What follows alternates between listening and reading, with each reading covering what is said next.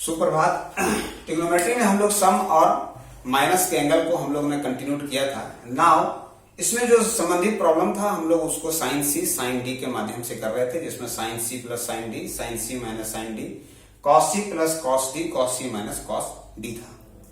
कुछ और भी प्रश्न हैं उनमें, जैसे एक इंपॉर्टेंट प्रश्न है आपके सीबीएसई के ख्याल से कि प्रूव दैट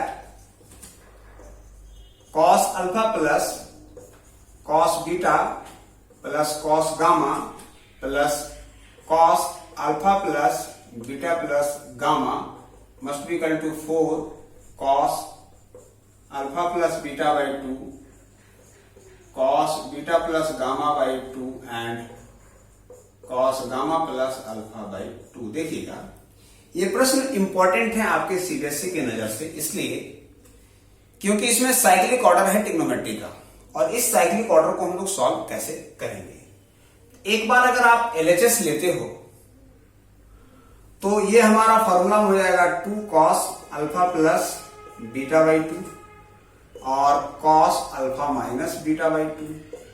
अगर आप इनको ऐड करते हो तो ये हो जाएगा 2 कॉस अल्फा प्लस बीटा और गामा गामा होकर 2 गामा हो जाएगा बाई 2, और फिर मिलेगा कॉस माइनस करेंगे तो गामा कट जाएगा, इसीलिए alpha plus beta by 2।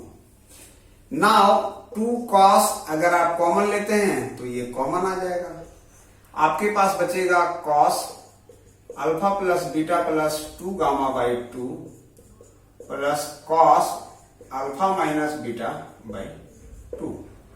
So 2 cos alpha plus beta by 2।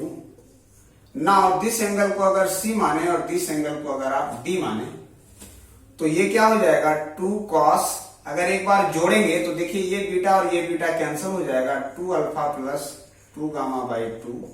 अगर माइनस करेंगे तो अल्फा कैंसिल हो जाएगा, cos 2 beta plus 2 gamma by 2।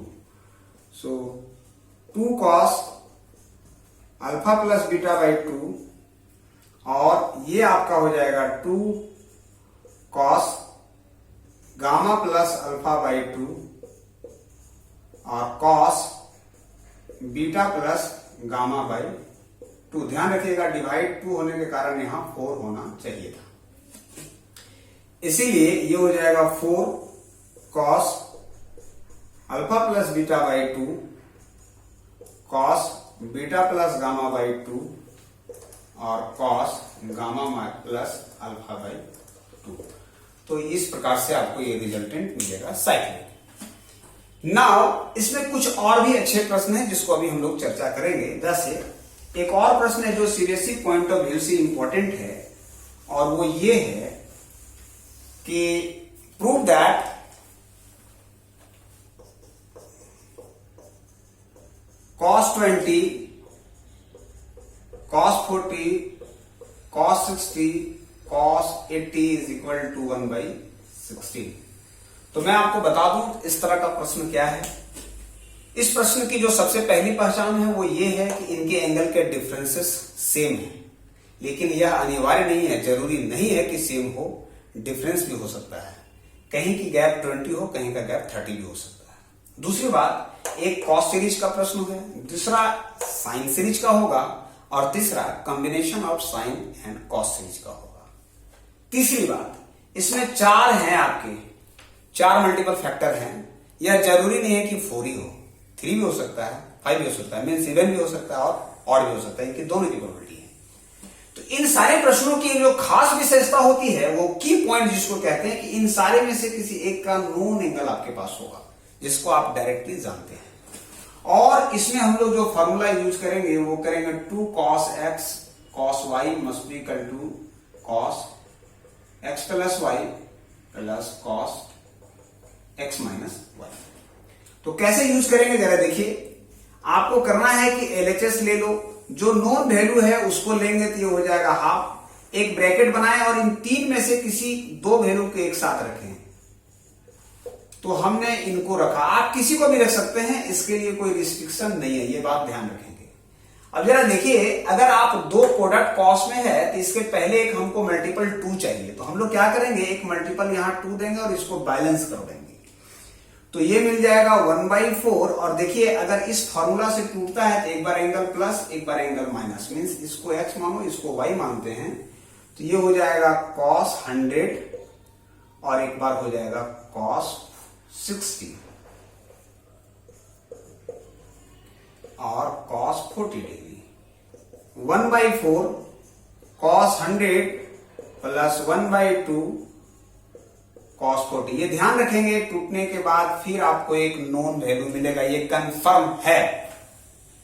Multiply करेंगे तो 1/4 cos 100 cos 40 प्लस 1/8 cos 40 मिलेगा। नाउ अगर आप इसको 1/8 कर दे, यहां पे 2 यहां भी 2 बैलेंस करके, तो ये मेरा आ जाएगा cos 140 और plus cos 60 plus 180 cos 40। So 1/8 cos, इसको लिख सकते हैं pi minus 40 plus 1/2 plus 1/8 cos 40।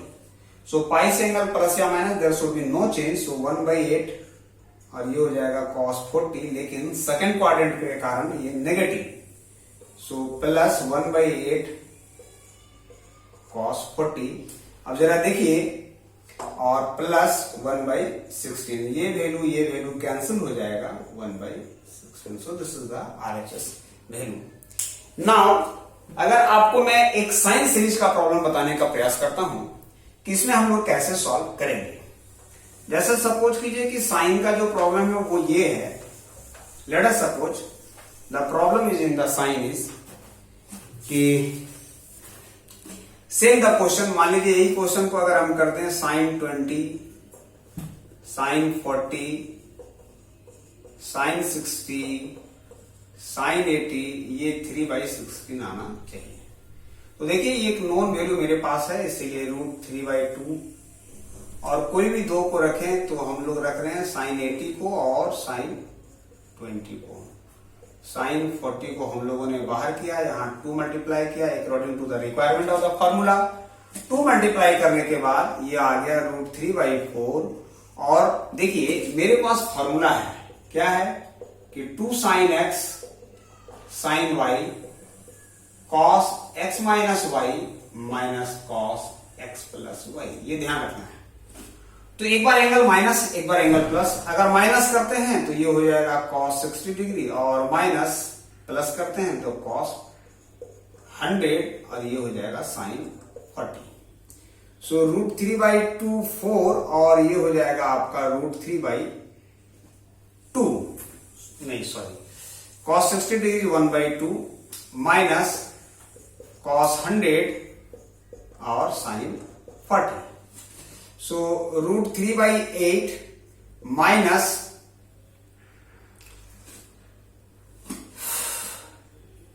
√3/4 cos 100 sin 40 degree and here is sin 40 degree. So अगर आप इनको एक ब्रैकेट में रखते हैं, यहां 2 तो यहां भी 2 करना होगा। सो √3/8 sin 40 डिग्री माइनस √3/8। और देखिए जब कभी भी आप फॉर्मूला यूज करते हो 2 cos x sin y, ध्यान रखिएगा फॉर्म को देखते हुए, तो ये होता है sin x plus y minus sin x minus y, ये ध्यान रखना है फॉर्मूला।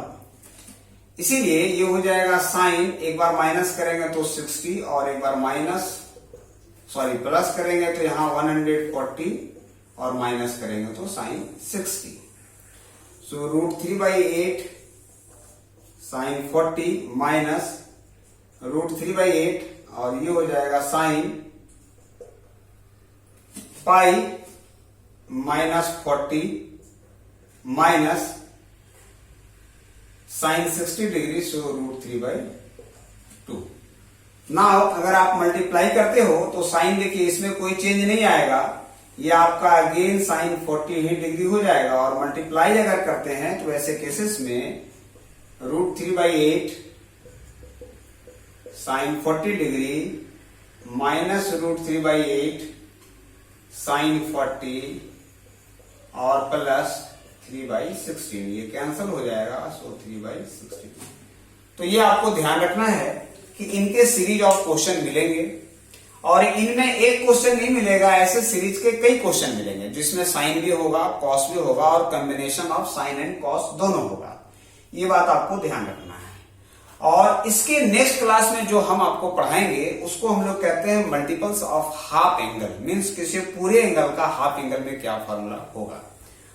तो इसके कंसेप्ट के विषय में हम आपको नेक्स्ट वीडियो में बताएंगे। तब तक के लिए आप अपने घर पे सुरक्षित रहें। धन्यवाद।